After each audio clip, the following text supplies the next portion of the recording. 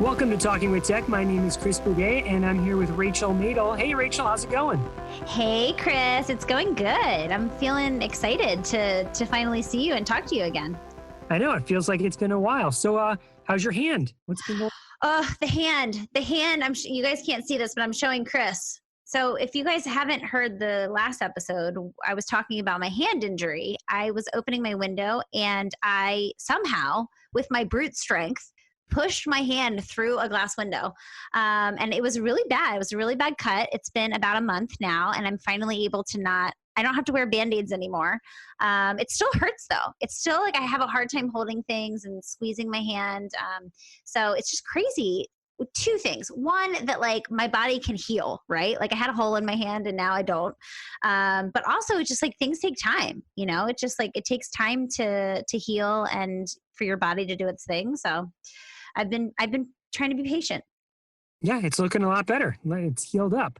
Yeah. How about you, Chris? What's new with you?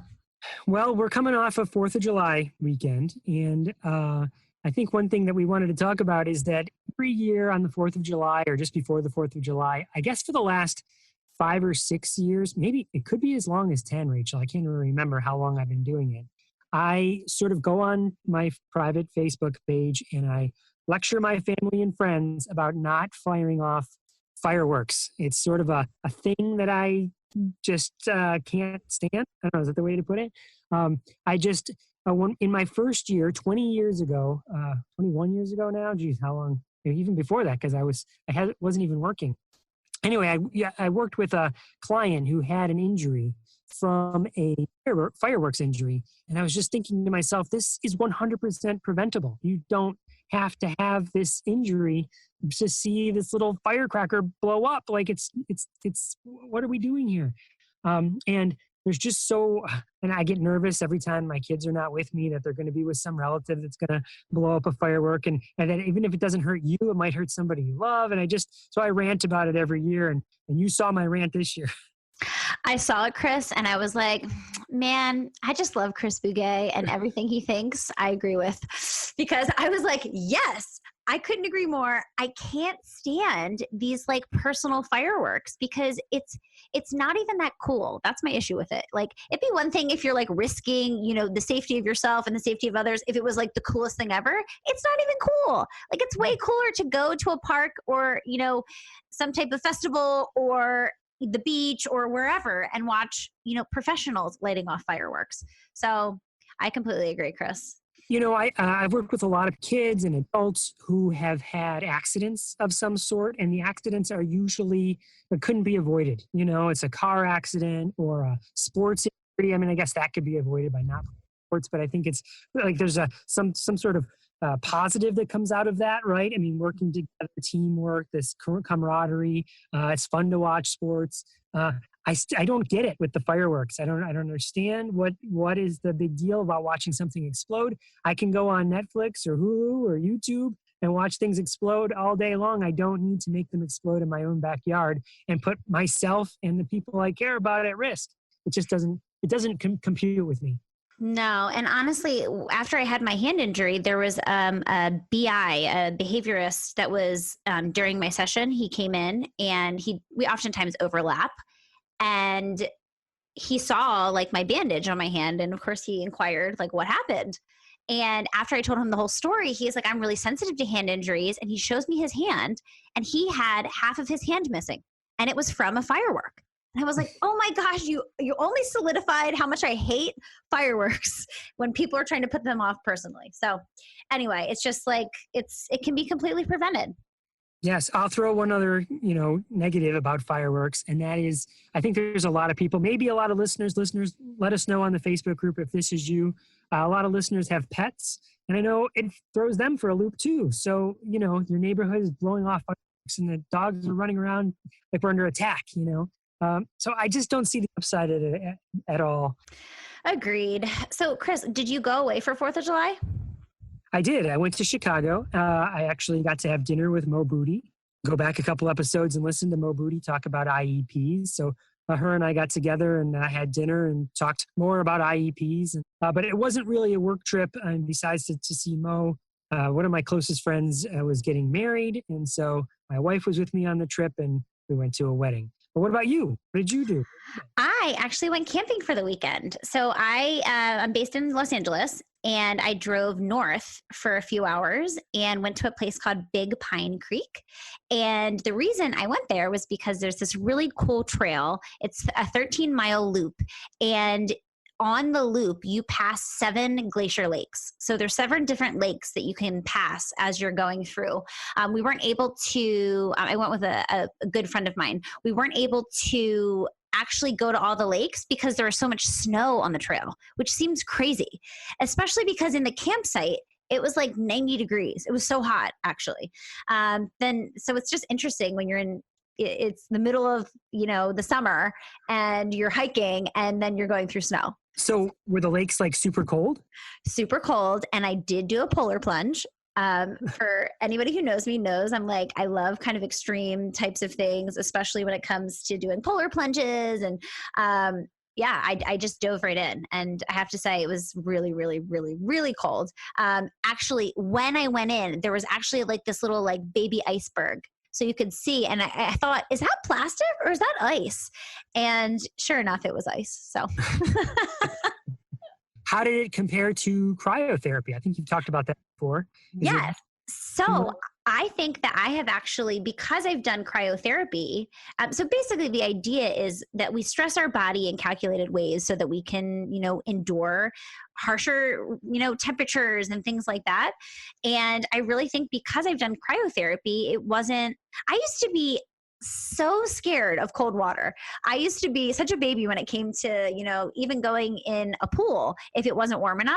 And now I'm like jumping in glacier lakes. So it just goes to show that like our body can, adapt over time. And I really think that the cryotherapy helps me in my polar plunge. Absolutely. Absolutely. Now, so that means you took a little bit of a break from work, or like, how does this summer work for you as a private speech therapist compared to like a school? So, unfortunately, I don't have summers off like some of our awesome school-based clinicians, but it's not quite as heavy as the school year is, typically just because people are going away. So while I do see a lot of kids over the summer, my schedule's kind of up in the air. And this summer, actually, it's really nice. I'm really only seeing clients on Tuesdays, Wednesdays, and Thursdays. So I kind of can have a long weekend every weekend if I want. Now, I say that, but Mondays and Fridays, I'm usually stuck doing tons of paperwork. We're podcast recording. I'm doing all types of, intake types of things. I'm hiring some new clinicians for the new school year. And so there's a lot of work that I do on Mondays and Fridays that doesn't involve seeing kids. But really, I could, if I wanted to, take a long weekend, which is what I did for 4th of July. I took off and I didn't miss any kiddos. So today, and the day that we are recording, is the first day in our neck of the woods for extended school year services. So today, I spent the day driving around to different school sites, making sure that the students had the devices that they need and that the teachers that they were working with were kind of up to speed on what those were. Like, so in some cases, the same teacher who has worked with a student all year long is the same person that's working over the summer. And I just, hey, how's it going? Yep, we're all good. Thanks, Chris. Thanks for checking in. And in other cases, it's a brand new teacher who has never seen a device before, and we are starting from scratch. Luckily, those it's becoming fewer and fewer throughout as each year goes on. More and more people have seen devices and have the idea, oh, yep, I have one of these. Even if it's not the same student, they've seen devices before. Yep, I work with this device, or I work with this app. So I understand the foundational skills. I know that I'm supposed to be modeling. Like, those sorts of things are becoming less and less. So it was a good day today to hear all the how much less work I have to do on getting people up to the 101 status, Yeah, actually, so I went to a school. I do some consulting at a few schools in the area, and I went to one of them today, and it was really exciting because we have a brand new teacher at one of the schools, and she is fantastic. She actually came from the East Coast. I think she came from Boston, but she's brand new, and it was so beautiful because I was kind of pushing into the classroom during one of her lessons and was really kind of showing how to use the device. And it was just amazing to see how quickly she picked up on it. I would, model, some core words, and then the next go around, like she would be modeling those core words. And so it's so cool to see, and also demonstrates how important it is to show, not tell, right? I could have Mhm. been telling her, I could have had, a 15-minute conversation with her before her lesson, talking about all the things that she should do, all the words that she could model. But instead, I was there in real time and I was showing her, and she picked it up so beautifully. And so it was a really great start to my week, seeing how wonderful she was at picking it up. And, I just know that it's going to be an amazing school year with her. And I'm just really inspired to, keep collaborating and keep it showing, because, I already know she has a really strong baseline for where she is, as far as AAC, and it's only going to continue to grow, which is really exciting to see. That is so exciting, man. And it's so great that you recognized that when you walked in there, that it was not let me pull you out and let's chat for a certain number of minutes, that you just dove right in there. I did too in one case. I was on the floor, on my back on a beanbag chair next to a kid, holding the device up over my head in this case, modeling and making sure she said she was a teacher cadet. So I don't even know really what that means, but a volunteer maybe? I don't know. Or it's her first year. I didn't inquire too. I'd never heard that term before. There's always, paraprofessionals, but whoever she was there. She's like, I'm going to be in this classroom working this year. I was like, great, watch how I do this. See, and now it's your turn. And gave her the device and let her go to town. And it's, like I said, it's so awesome for people who have not seen it before. It's an awesome strategy for them to realize that there's nothing to fear, right? Like the device can be scary, but when they see you doing it, they think, well, I can do that too. And the other nice thing is, I love modeling moments where I don't know where words are on the device, because I feel like it gives permission to all of the people, all the adults in the room, to be like, well, if the AAC person doesn't know, like, phew, I'm off the hook for not always knowing.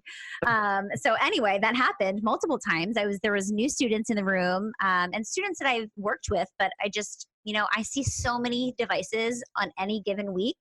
It's hard. It's hard to know where all the vocabulary is. And so it's a teaching opportunity, which I've said multiple times on the podcast, but it just do a think aloud and be like, I'm looking for open. I wonder if it's here. Oh, there it is. Open. We can open the jar. It's so important to not put so much pressure on ourselves, because I feel like that's where clinicians and teachers and parents, we have these really high expectations, as if, we need to know where every single word is on the device. And it's not the reality. And so I think as practitioners who are teaching AAC to communication partners, we can model that, right? We can model not knowing where all the words are, and being confident in that. Yeah, and we can teach where the search button is, right? And Exactly. most of the robust apps have some sort of search feature where you can find the vocabulary. I think the other thing that was kind of embedded in what you were saying there is that if a new teacher to the situation, their first thought might be to explicitly teach the word open, which of course is fine, right? I mean, if you want to do a lesson around the word open, great, go for it, right? But what we're sort of showing is that the word open or put or go or the core vocabulary that we're modeling happens free-flowingly throughout the day too, which for someone who is new to it, it might not really key into that. Like they may not realize that they're using it in every opportunity. Instead, they might thinking about, I'm only using it during this set sort of set parameter of time.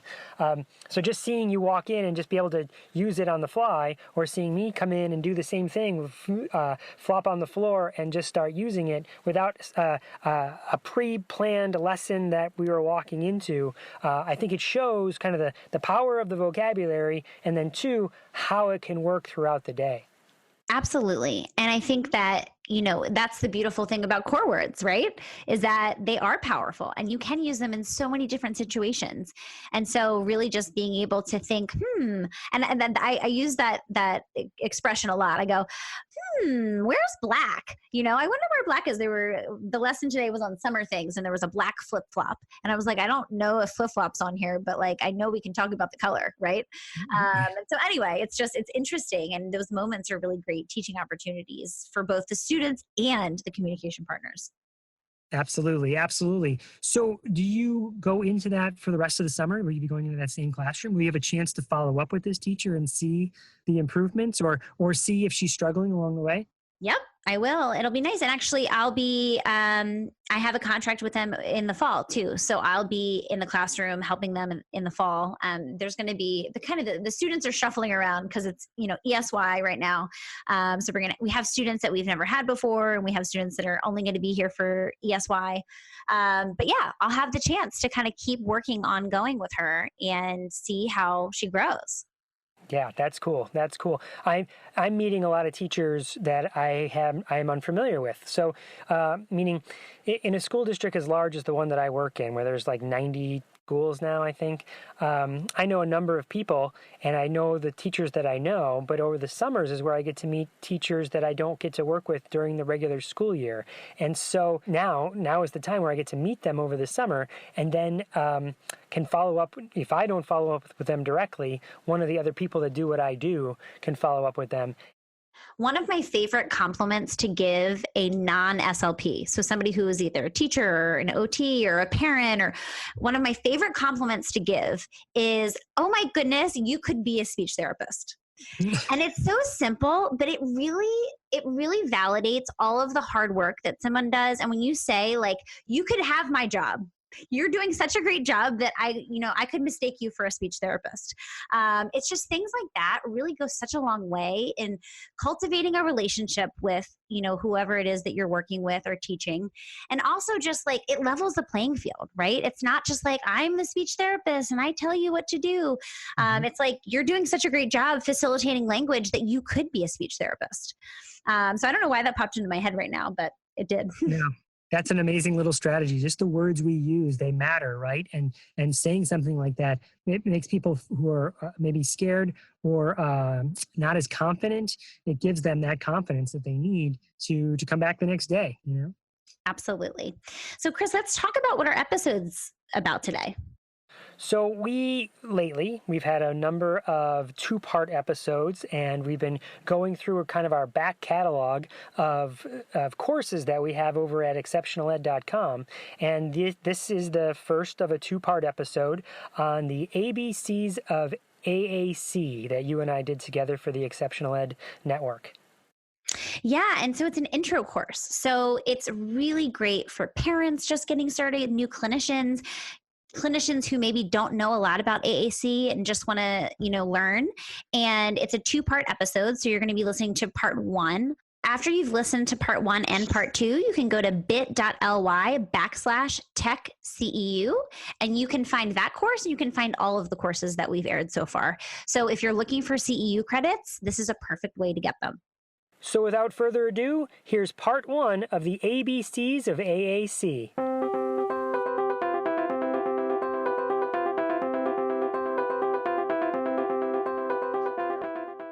Hi, I'm Matt Hott, one of the hosts of Speech Science, a weekly podcast bringing you all the information that you can handle related to speech sciences and disabilities. Michelle Wintering, Michael McLeod, and I interview leaders and difference makers in the field. Every Tuesday, we drop a new episode. You can find us on iTunes, Android, and on our website, www.speechscience.org/Speech Science Podcast. Join us as we try to find the answers to the question, what is communication?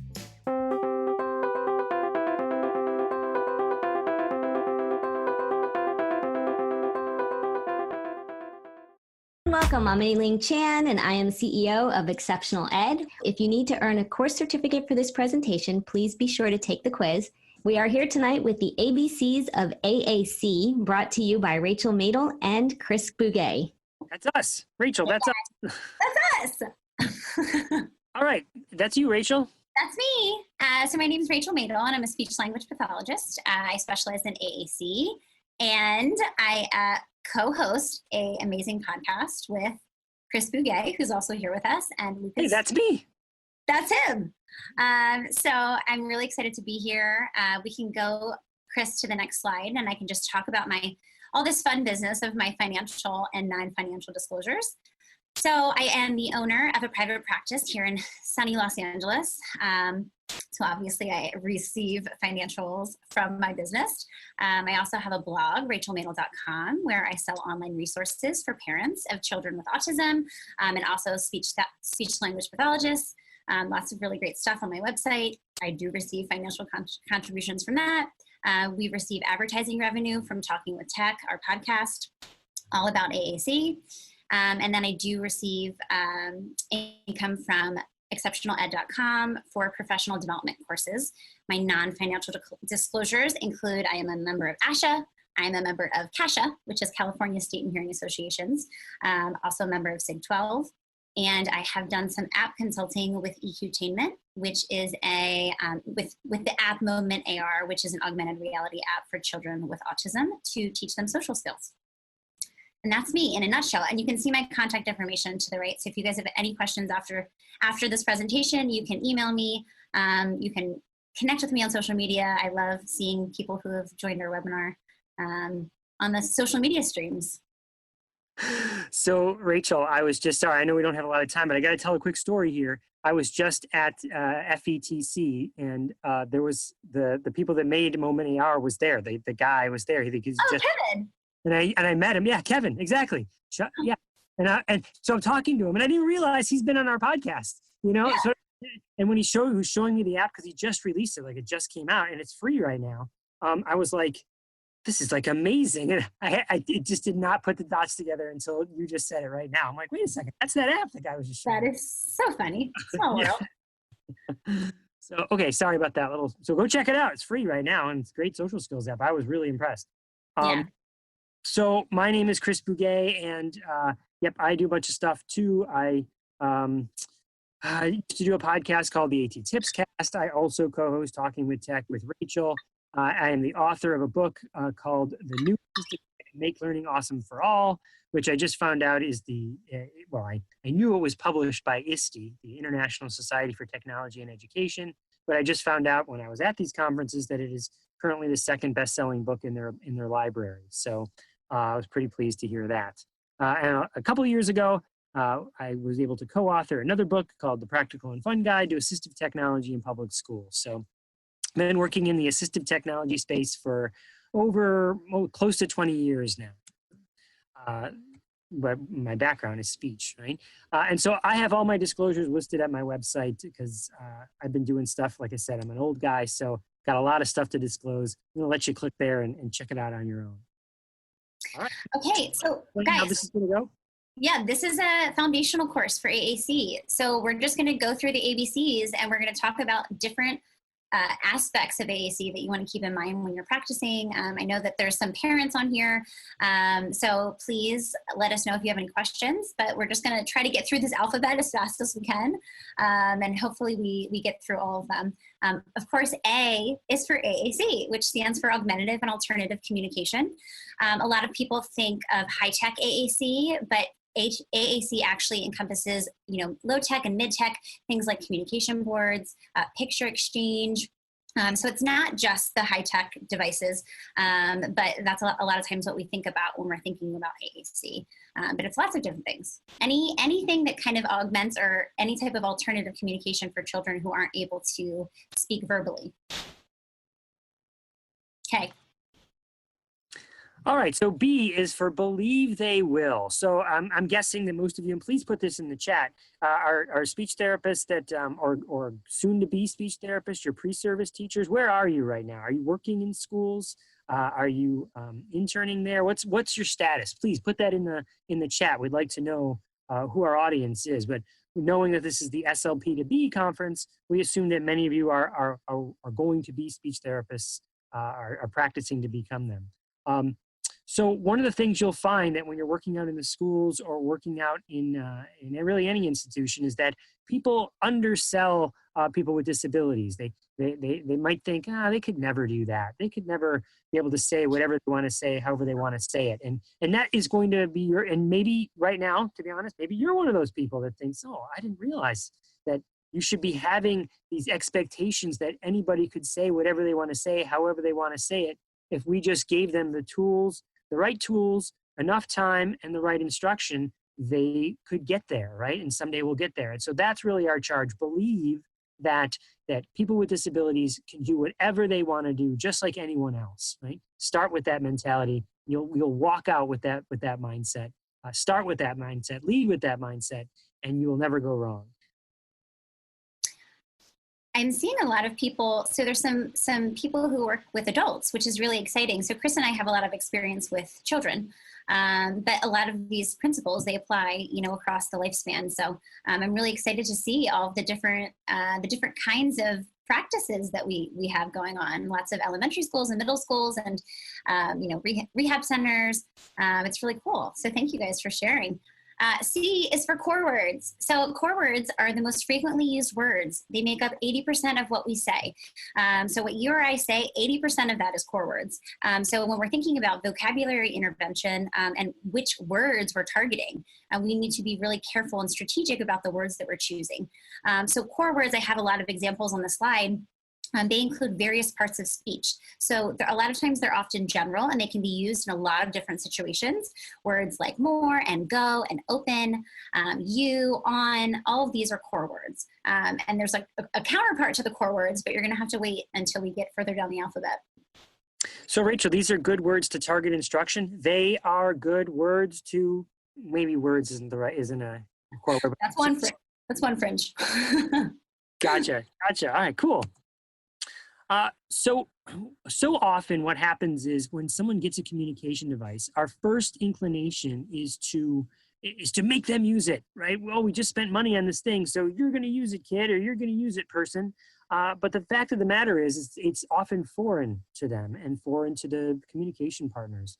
So one of the very first steps when you introduce a communication device is this concept of descriptive teaching, which is you're going to sit next to the person or stand next to the person, whatever. You're going to be with that person, and you're going to describe what you're doing on the device. Like if you go and sit next to them, you might say, I sit. If you're having lunch or coffee together and you take a bite of your sandwich, you might say, I like it. If they put it out and it's just too much for you to eat, you might say, this is big. You're just describing what's happening in the environment and narrating, really just talking through what's happening. You're describing what's happening. And that is a great first strategy. There's no expectation that the student or that the client would actually interface with the device at first. It's just too foreign. You have to start using it yourself. And the other thing that's important to remember with that is that, we can start with single word modeling or 1 to 2 words. We don't have to, model every single word that we say. We can, if we're saying this is big, we can say this is big and we can just model big on the device. So you really have to figure out where the student's communication level is at and then kind of build off of that. So that's one of the number one questions I get asked is like, how am I supposed to model all the words? You're not. Just be strategic about the words that you are modeling. And sometimes it means you're just modeling 1 or 2 words. Okay, E is for expectant pause. So I want to actually pose a question to our group, and I want you to tell me what is a good amount of wait time. When you're waiting for a child, say you pose a question or you create an opportunity, what do you think is a good amount of time to wait? So just answer in the chat what you think is a good time. Count to 10, 45 seconds, 10 to 20 seconds. I love it. 15 seconds, 8 to 10. Yes, I would say at least 10.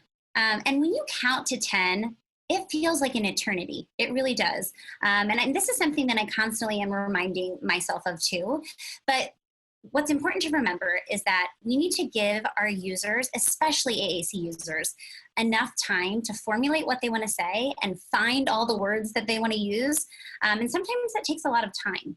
I'm really interested in figuring out what is a child able to say when we set up a really motivating opportunity. We need to give a pause to see, what they have to say. If we're constantly prompting and we're constantly modeling and we're never giving pauses, we don't get to hear what the child has to say. We might see what a child can imitate because they're watching our modeling and they're imitating it. But if we're never pausing, we don't have the opportunity to see, what's going on in there. So it's really important to wait.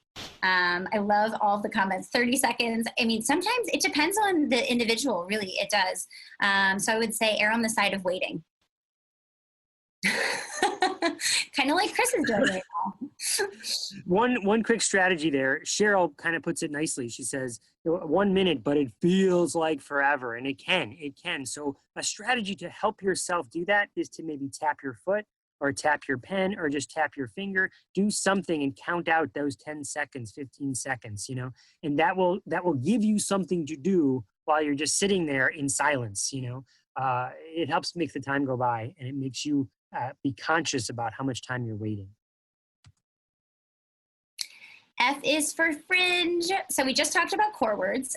Core word counterpart, fringe words. Mostly nouns, very specific. So I put on this slide all of the kids that I work with, all of their favorite things. And some of them are obscure, like pipe cleaners, cheese puffs. Who doesn't love cheese puffs? I can eat an entire bag without blinking. But it's really important. So fringe words make up 20% of what we say. So a lot of times there's kind of this we're in a time where everyone's talking about core words, which is awesome. But it's also really important to remember their fringe words. They are really important. And a lot of times they're a really good place to start for children who are just learning AAC because they're very concrete. If a child loves their toy train and they see a picture of their train on their device or an icon for a train, it's very easy to get them motivated to, hit that button and find that button. So fringe is really important, especially in the beginning stages, but we don't want to get stuck in fringe. So we want to make sure there's a balance of core and fringe. Usually at a ratio of 80-20, right? 80% is core words, 20% fringe, so you can't get there without those fringe words. Totally agree. So G is for guide. And really, so here's the idea, is that if many of you are already speech therapists, or you're going to be, what you find is that you're only with the student or the client so many minutes per week. If it's 60, even if it's 120 minutes per week, it's not as much as the other communication partners that are going to be with the client or student. So the idea here is that your job, although to work directly with the student is important, what you really need to do is coach all the other communication partners. You need to guide them. And so how do you guide? How do you coach? That's not necessarily something you learn in your college. You learn how to be a good speech therapist, not really how to coach someone else on how to do speech therapy. And so this is going to be part of your own professional learning, is find out how to be a coach. And one really simple thing to remember is to ask more questions than give commands. So you just keep asking people, well, why did you do it that way? And why do you think that might work? And what if we tried something different? What would be something we'd try? If you lead with these open-ended questions, that's how you can coach people to come to solutions on their own. So think of yourself as a guide more than a direct service provider. That's really what your clients and students need. The next thing here is the prompt hierarchy, or H is for hierarchy for prompts. And the idea here is that we've already talked about modeling and the idea that the descriptive teaching, right? But when you're sitting with somebody, when do you jump in and grab their hand and ask them to do it? Or when do you say your turn? Or when do you give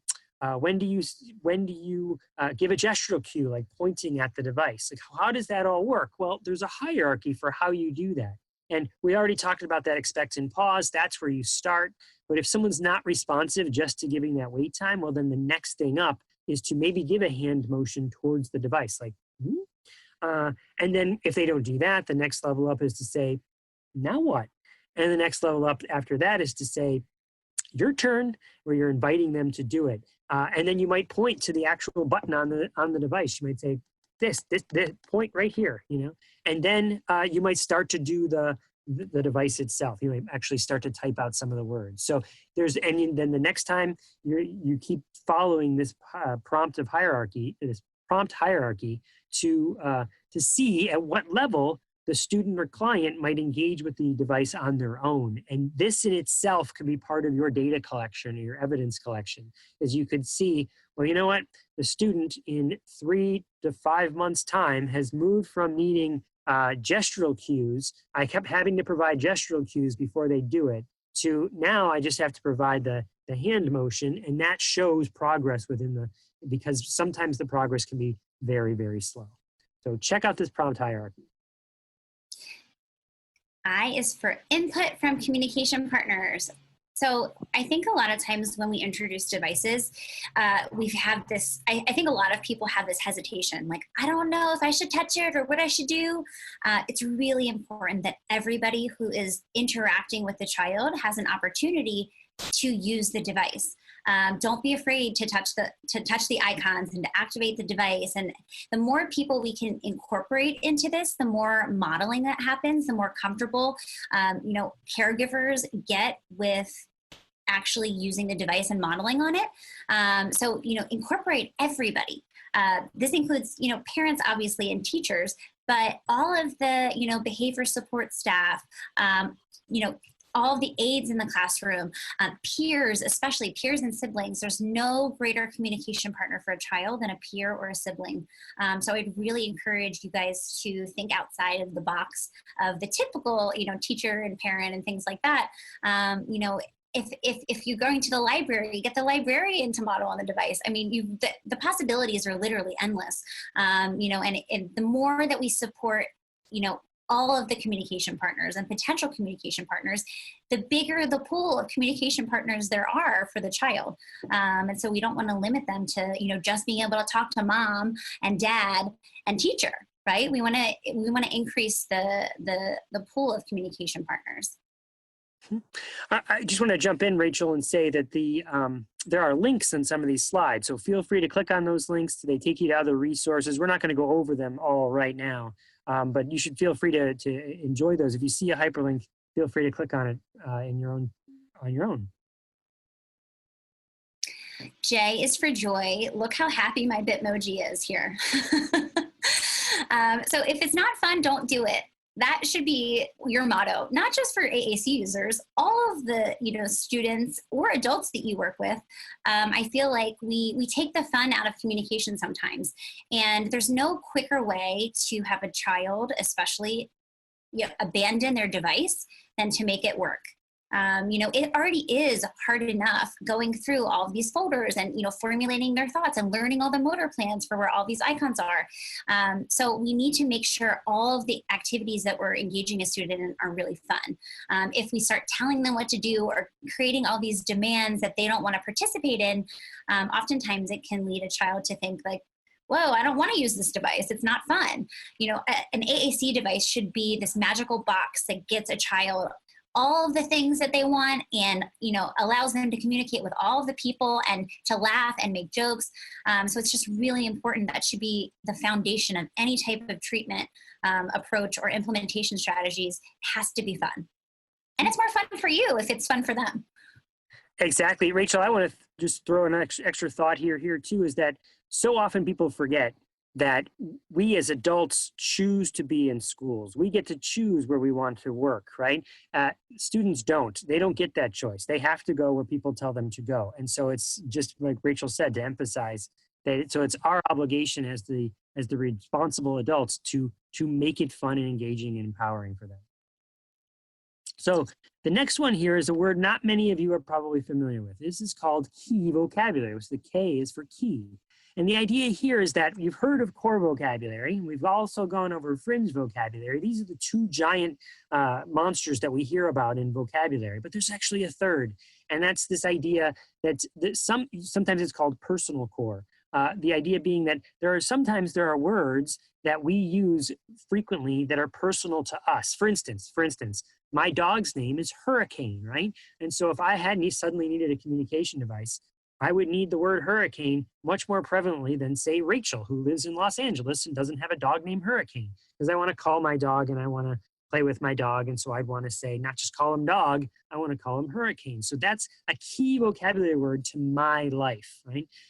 So there's something personal to me, but then there's also two other aspects of the key vocabulary, is that certain times of year, you would see certain words spike on frequency charts. If we were charting all the words that were being said in at a given time, like you can imagine around the holiday time, the word snow or reindeer or Santa might spike on the charts, in which case this again is more of a seasonal time, but it's in the middle of July. We don't talk about Santa and reindeer that much, you know? And then the third part there is that they're regional. There are certain parts that of the country that call things pop, and other people call it soda. And other places that, again, maybe if you're in Florida, hurricane is a word that you might need more frequently than if you were in, say, Colorado, or if you were in Oklahoma, where tornado might be of a more frequent word. So regional parts are also have a say in, or you should be thinking about this key vocabulary when you're designing or thinking about the words that you might be teaching and the words that someone might be using. And we have a podcast episode. You'll note these little boxes down here. Occasionally there's links to episodes from the Talking with Tech podcast, which is free. You can go back and listen to that explain these even in more detail. Aha, okay. Oh, this is a big one, Rachel. So often when you go to college, you learn about communication. And there's lots of ways to communicate. And heck, we started, the very first one was AAC. We said it was all about communication. So if you were to look at a stop sign, that's communicating something to you. If I was to nod, I'm communicating something to you. Those are all forms of communication. But that's not really the goal of what Rachel and I have been talking about, or what the goal of AAC use is. The goal is language, and language is more than just communicating. Meaning, I could put 3 picture symbols in front of a student, and the picture symbols say, "I want goldfish," and I could teach that kid, "I want goldfish," and that kid could learn, "I want goldfish," and he would get his goldfish every time he requests it. And if that's all he ever learned, did I teach it? I taught him how to communicate. He's communicating, but I never taught him language. I never taught him what all the other meanings for goldfish, or just the word fish, how it's a verb and a noun, all the other things that he could want, right? So there's all these different parts of words, how the words go together, how they combine to make sentences. That is the power that we're getting at. That's the ultimate goal, is to create language. Oh my gosh, I have 3 in a row, Rachel. So another big one is motor planning, motor access, and motor memory. So when you're considering how a student is going to access their AAC device, it might be through direct select with their finger. It might be through direct select with their eyes, eye gaze, or head pointers. But whatever, it might be switch scanning, hitting switches. You have to be thinking about how they are going to access their communication device. And when you're thinking about that access method, you should be then thinking about trying to keep things in the same spot. Because if you keep things in the same spot, you minimize how much motor planning has to go through, has to be learned.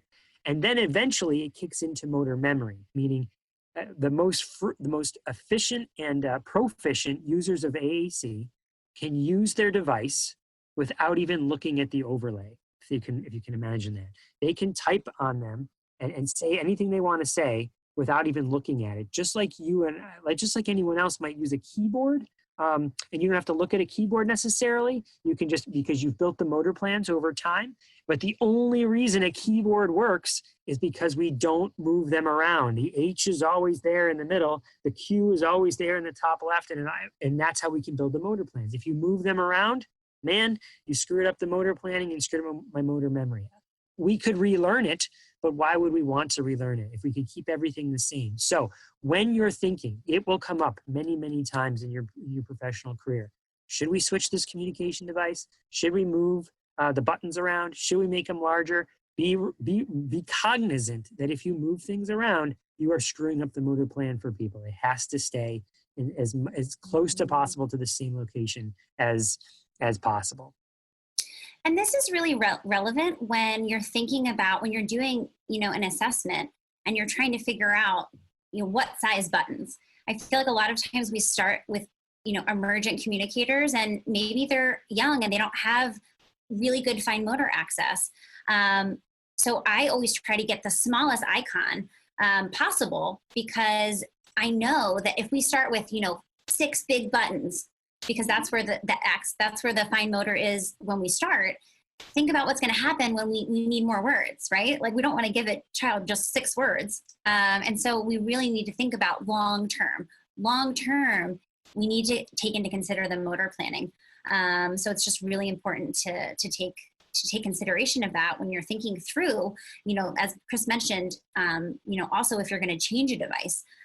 So the goal is to not have to change it, right? Not always possible, but we need to be thinking through that lens. Okay, so before we keep going, just make sure when you guys are chatting that you click the drop-down menu, all panelists and attendees. I guess some people maybe have been chatting, but we haven't seen it because you haven't clicked to all panelists and attendees. Okay, and no prerequisites. I'm so excited. This is like, a group of maybe, young SLP to Bs. So we can start reiterating this right now. There are no prerequisites for AAC. Children learn how to use a device by actually being given the opportunity to use a device. So often I feel like we're trying to test to see if, AAC would work, or if a high-tech device would work. And I oftentimes get clinicians and teachers saying, I'm not sure if they're ready. And I'm like, ready for what? Ready to have access to communication and to learn language. There's no prerequisites. And so it's just really important that we bust that myth right now. You don't need to get to a certain level of PECs before you can get a high-tech device. You don't need to have a certain level of cognition or cognitive functioning. You would be amazed at the children that I've worked with who parents have come to me and said, school says they're not ready. And I say, well, there's no such thing as not ready. I get them started on a device and they're doing amazing things. And everyone's shocked. It just goes back to believe they will. So those two are like very closely intertwined, but it's just really important that we're not limiting children based on some prerequisite or this notion of a prerequisite, because it's not the case. I just read, if you're alive, you can use AAC. Yes.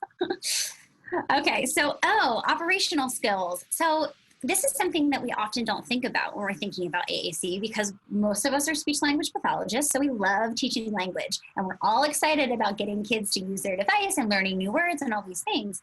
But it's really important that we teach children the operational skills that it takes to use a device. It's a whole other area of AAC that you don't always think about.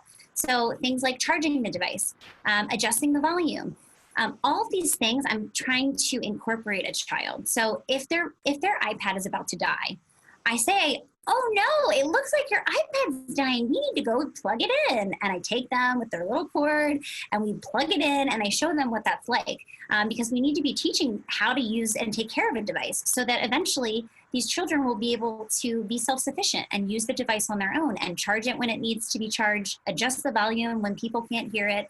Another thing is adding new vocabulary. So a lot of the older AAC users that I work with, if there's not a word on the device, I'm like, well, let's add it, and I walk them through that process. So it's just really important that we're teaching kind of these operational skills so that we empower students to be able to use their device completely independent of support. Oh, and now I'm 3 in a row, Chris.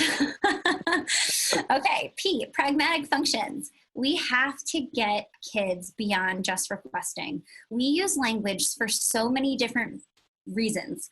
Yes, we do ask for the things that we need, and that's oftentimes where we start with AAC, and kids who are emerging in communication. They want something, we hold it, we get them to ask for it. But communication is so much bigger than that. And so we need to start thinking, how can I start incorporating other pragmatic functions into the mix? Being able to comment and say, I like that, or I don't like that. Protesting is really a big one. After you start working on requesting, protesting goes along with requesting. So being able to say no, or stop, or I don't like that. Being able to ask for help, those self-advocacy skills, complaining. I mean, think about how often we complain about the traffic that we sat in, all these things, that happen in our lives. And oftentimes AAC users are, they're being told what to do all day long. they don't have the control to say, like, I don't want to do that. And they don't have the language. So we need to give kids that language to say when they don't want to do something, to complain if they don't like something. Doesn't mean they get out of it necessarily, right? But at least let's give them the language, because a lot of times when they don't have the language, then you start seeing, maladaptive behaviors and all these things, is because we haven't given them the language to communicate to us. So it's just really important to think outside the box. I have Lit over here because one of our podcast episodes, Karen Owens, she is fantastic. She's a mom of, I think 5 children with complex, or 4 children with complex communication needs. And she all of her kids are non-ambulatory, and they use POD, which is a special kind of AAC setup. But she talks about how she wants to give her children age-appropriate language. And her son is constantly saying that's lit, which is so funny. And it's so true, though. The closer that we can get kids to slang and all these things that other students are saying in the hallway, if we can get the student, saying something really awesome, like that's lit in the hallway, think about the peer acceptance that they receive. Other students who aren't AAC users would laugh and think that's hilarious. So it's just really important that we're giving kids the language beyond just requesting. Thank you for listening to this first part of a 2-part episode. We'll talk to you next week.